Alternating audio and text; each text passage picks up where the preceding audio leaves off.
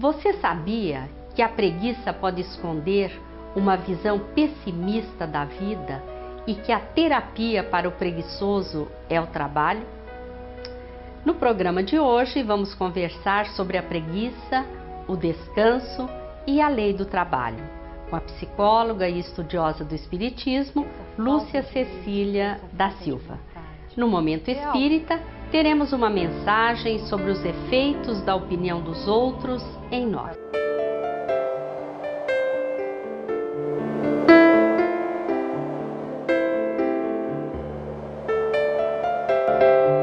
Olá! A preguiça é uma falta de disposição para o trabalho.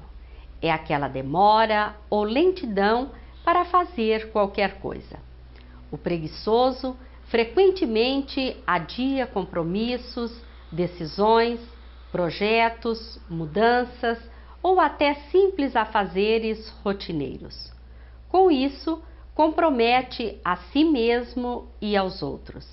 Na verdade, devemos prestar atenção quando estamos preguiçosos demais, pois esta situação pode estar escondendo algo muito sério, como, por exemplo, sentimentos de insegurança e menos-valia. É sobre isso que vamos conversar com a psicóloga Lúcia Cecília da Silva. Mas agora, vamos ver o Momento Espírita.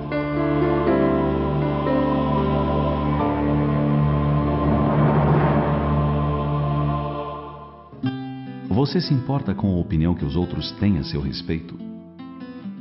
Se a sua resposta for não, então você é uma pessoa que sabe de si mesma, que se conhece, é autossuficiente. No entanto, se a opinião dos outros sobre você é decisiva, vamos pensar um pouco sobre o quanto isso pode lhe ser prejudicial. O primeiro sintoma de alguém que está sob o jugo da opinião alheia é a dependência de elogios. Se ninguém disser que o seu cabelo, a sua roupa ou outro detalhe qualquer está bem, a pessoa não se sente segura. Se alguém lhe diz que está com aparência de doente, a pessoa se sente amolentada e logo procura um médico. Se ouve dizer que está gorda, desesperadamente vai tentar diminuir o peso. Mas se disserem que é bonita, inteligente, esperta, ela também acredita. Se lhe dizem que é feia, a pessoa se desespera, principalmente se não tem condições de reparar a suposta feiura com cirurgia plástica. Existem pessoas que ficam o tempo todo à procura de alguém que lhes diga algo que as faça se sentir seguras, mesmo que esse alguém não as conheça bem. Há pessoas que dependem da opinião alheia e se infelicitam na tentativa de agradar sempre. São mulheres que aumentam ou diminuem seios, lábios, bochechas, nariz para agradar seu pretendido, como se isso fosse garantir o seu amor. São homens que fazem implante de cabelo, modificam dentes, queixo, nariz, malham até a exaustão para impressionar a sua eleita. E quando essas pessoas, inseguras e dependentes, não encontram ninguém que as elogie, que lhes diga o que desejam ouvir, se infelicitam e, não raro, caem em depressão. Não se dão conta de que a opinião dos outros é superficial e leviana, pois geralmente não conhecem as pessoas das quais falam. Para que você seja realmente feliz, aprenda a se conhecer e a se aceitar como você é. Não acredite em tudo o que falam a seu respeito.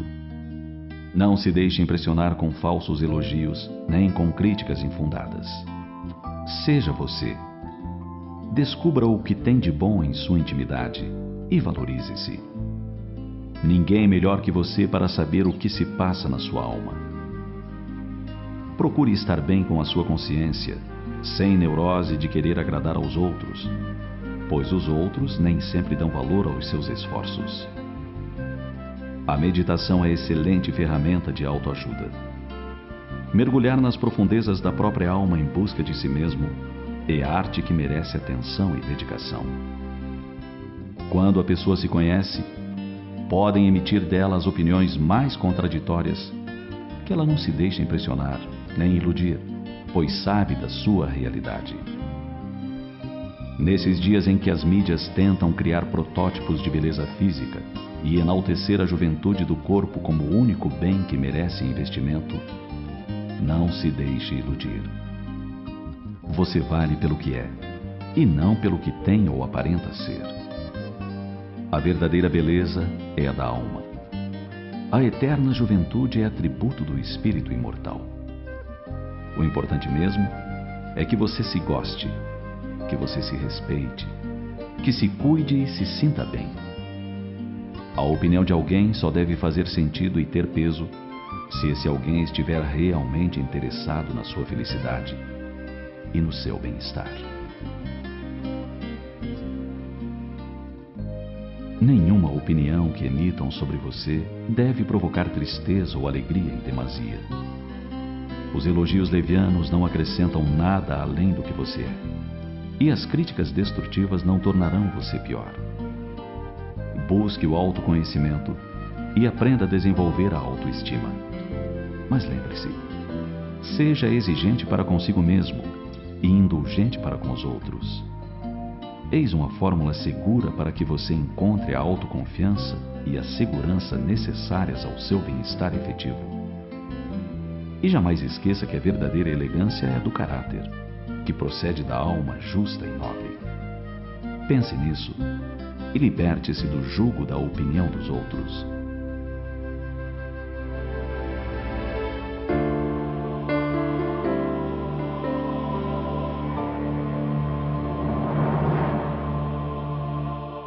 A opinião dos outros é o título da mensagem que acabamos de ver. É a faixa 3 da coletânea do volume 10. O Momento Espírita é produzido pela Federação Espírita do Paraná, que também publica as mensagens em livros e no site momento.com.br. Nossa entrevistada de hoje é Lúcia Cecília da Silva, psicóloga, professora universitária e estudiosa do Espiritismo. Vamos conversar com ela sobre a preguiça, o descanso e a lei do trabalho. Lúcia, é com muita alegria que nós recebemos você no programa de hoje. A preguiça, ela está na lista dos 7 pecados capitais. A preguiça é um pecado? Nós espíritas não usamos muito esse termo pecado. Nós preferimos falar em imperfeições ou vícios morais. Mas a preguiça está assim, lá na lista dos 7 pecados capitais, lá na metade da lista, é o 4º pecado. E essa lista é interessante a gente falar que é o resultado de um pensar que os teólogos fizeram desde o século III já da era cristã, a respeito das imperfeições humanas. E chegaram então a essa lista no século XVII, em que a Igreja apontou, definindo essa lista como um ranking das imperfeições que impedem o homem chegar à perfeição. E a preguiça é um deles. E o que é que caracteriza a preguiça? É o desânimo? Também o desânimo, mas não só. A preguiça é aquela falta ou a pouca disposição para o trabalho, para as atividades que se fazem necessárias. A preguiça vem de um termo latino que quer dizer preguitia e se refere à indolência, à aversão mesmo ao trabalho.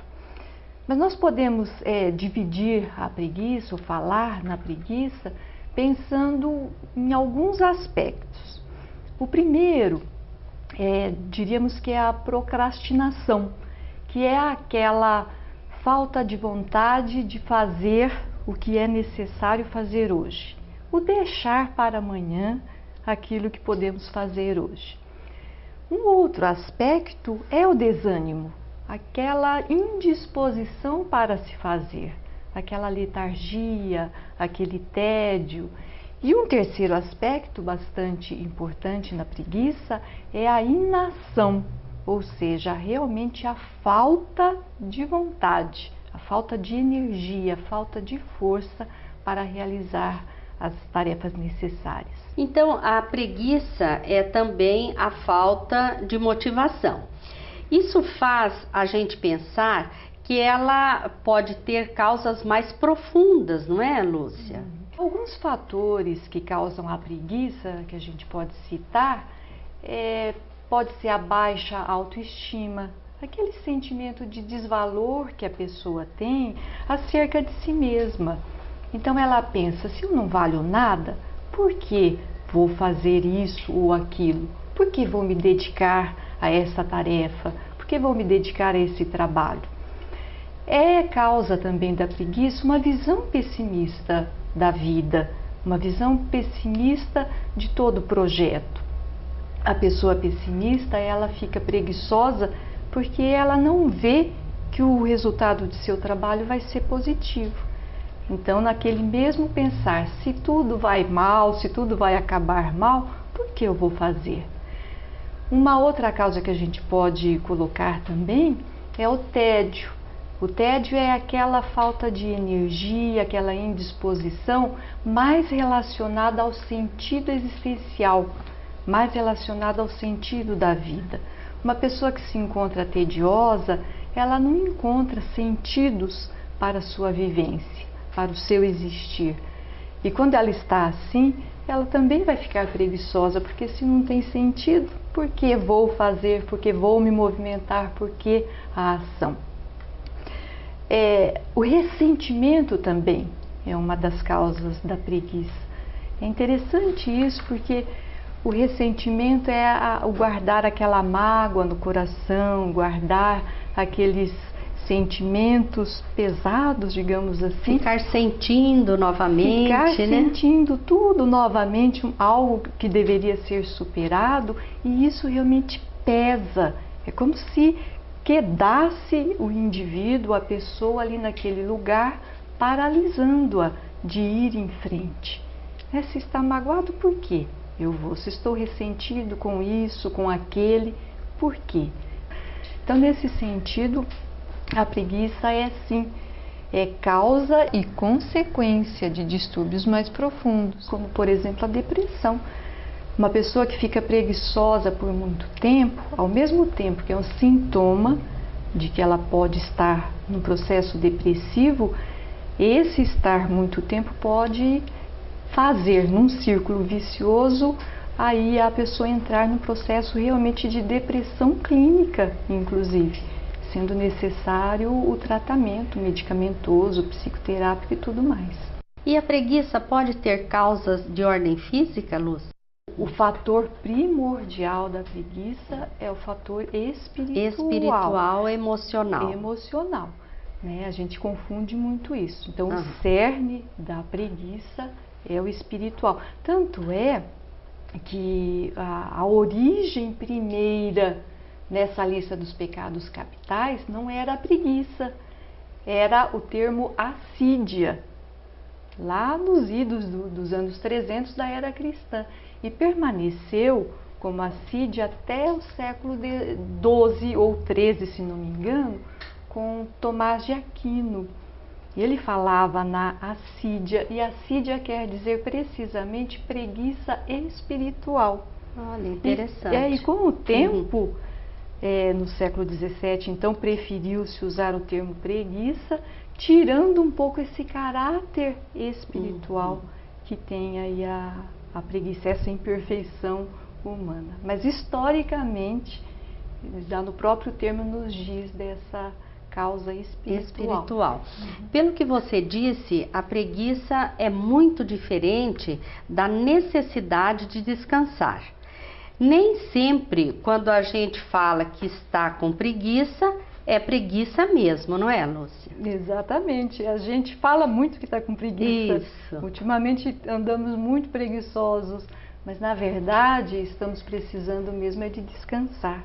E o descanso, ele está inserido na lei do trabalho. Descansar não é o mesmo que preguiçar.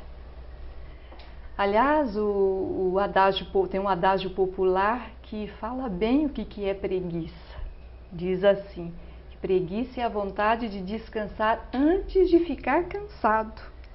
Então, o descanso não é isso. O descanso realmente se refere àquela necessidade física e espiritual de um repouso. de um repouso para repor, reequilibrar as forças, tanto físicas como psicológicas, emocionais, né, ligadas ao espírito, então, para que o indivíduo, para que a pessoa possa levar sua vida em harmonia, em equilíbrio. Então, o descanso está inserido na lei do trabalho, a preguiça não, a preguiça ela dificulta essa lei do trabalho. Nós vamos agora a um pequeno intervalo e voltamos, continuando a falar sobre este tema relacionando a lei do trabalho. Apresentamos as 5 obras básicas do Espiritismo.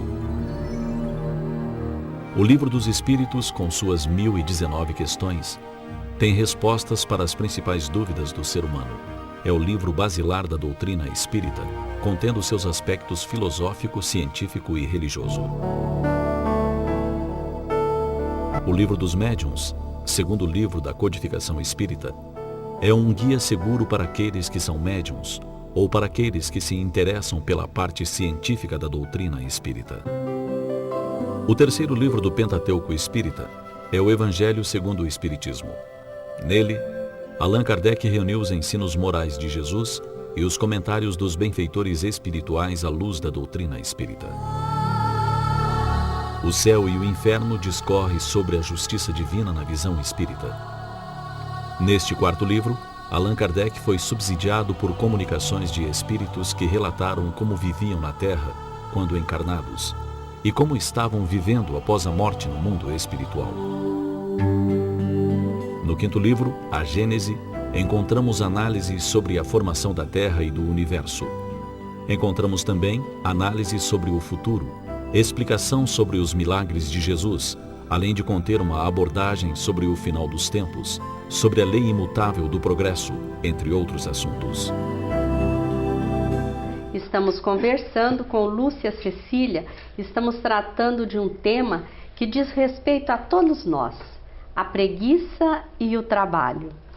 Lúcia, o que devemos fazer quando nós observamos que nós estamos muito preguiçosos?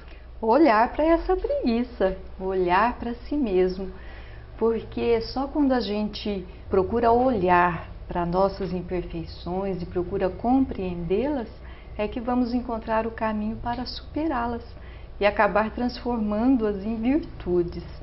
Então, o caminho é olhar e se perguntar por que eu estou tão preguiçoso, por que estou me sentindo assim, o que está acontecendo na minha vida que está me trazendo essa paralisia, esse tédio, essa falta de energia, essa falta de vontade.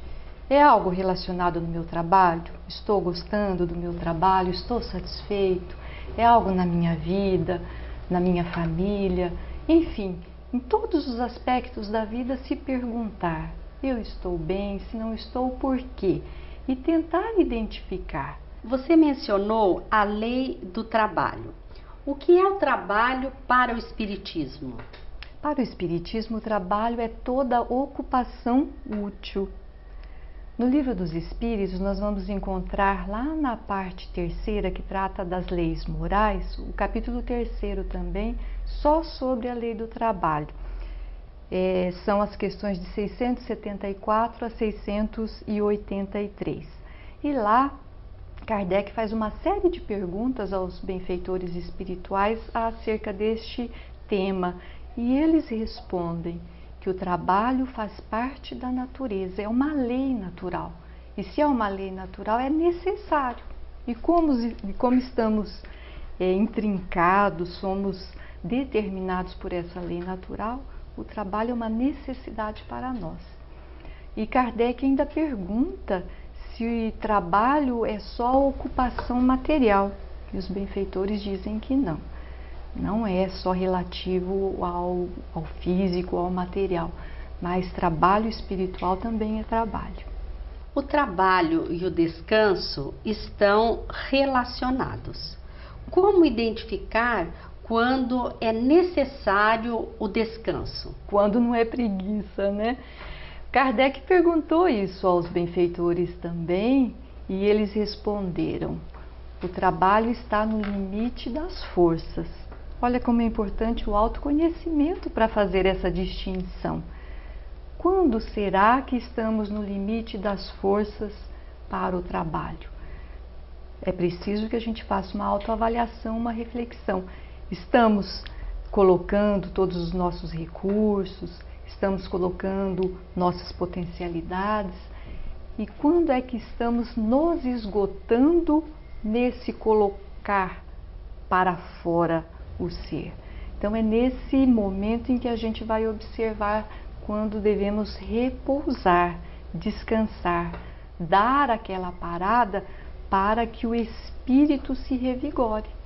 Os benfeitores falam, inclusive, que o repouso é necessário para que a inteligência se eleve acima da matéria. Então veja como o descanso é necessário e importante para o nosso progresso espiritual. Ao passo que a preguiça não. A preguiça ela é uma imperfeição que dificulta o nosso progresso espiritual. Nós vemos então, Lúcia, que o trabalho é uma necessidade na nossa vida. E aquele que possui bens suficientes para assegurar a sua existência, ele está livre do trabalho? Do trabalho material talvez esteja até mais livre que aqueles que precisam obter o seu sustento através do trabalho material. Mas não está livre da obrigação de ser útil para o seu próximo. Pelo contrário, quanto mais recursos uma pessoa possa dispor, que lhe liberte dessa ocupação material, mais responsabilidade ela tem para com ela própria e para com o seu entorno, com as pessoas que convivem com elas, de dispor desses recursos para o bem de todos. Então, aquele que tem a sua necessidade básica, a sua necessidade física garantida, não está dispensado de forma nenhuma do trabalho espiritual. É a lei do amor. Senão seria desperdiçar recursos e depois a consciência e a própria vida irá cobrar. Mesmo aquele, então, que tem esses recursos, ele deve ver a questão da preguiça. Não pode se entregar ao ócio, à preguiça. E o ócio, a preguiça, ela vai paralisando cada vez mais a pessoa, dificultando cada vez mais a pessoa. E o descanso não. Descanso não é ócio. E no descanso podemos desenvolver, inclusive, atividades outras, que não aquelas costumeiras, que nos desenvolvem espiritualmente. Como, por exemplo, uma boa leitura, a arte, coisas diferentes. Então, considerando que toda atividade útil é um trabalho, temos que trabalhar sempre, né? Sempre. Essa é a lei da vida. Jesus mesmo falou, né? Meu Pai trabalha até agora e eu também trabalho. Porque nós, que somos filhos desse Criador, irmãos de Jesus, não vamos trabalhar também. Certo. Lúcia, nós agradecemos a sua participação, com certeza nos trouxe muitos esclarecimentos. Agradecemos aqueles que estiveram conosco, esperamos estar juntos no próximo programa e desejamos a todos muita paz.